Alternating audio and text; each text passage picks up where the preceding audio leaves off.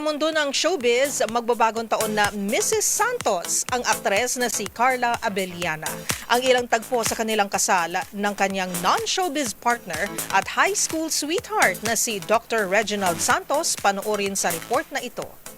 Thank you, Lord, most importantly for now giving me the clearest answer to all my painful whys. 20 years in the making. Ganyan inilarawan ng aktres na si Carla Abellana ang kanilang love story ng kanya na ngayong mister na si Dr. Reginald Santos. Nagpalitan sila ng matamis na I do sa pamamagitan ng isang private garden wedding ceremony sa Tagaytay nitong Sabado, December 27. Present ang kanilang pamilya at ilang malalapit na kaibigan. Si Alfonso Cavite Mayor Randy Salamat ang nag-officiate ng kanilang kasal. High school pa lamang nang unang magkakilala ang dalawa.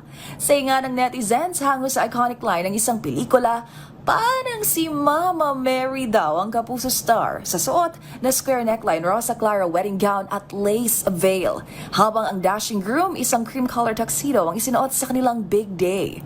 Una rito, isang bridal shower para kay Carla ang idinaos sa isang aesthetic clinic sa Parañaque.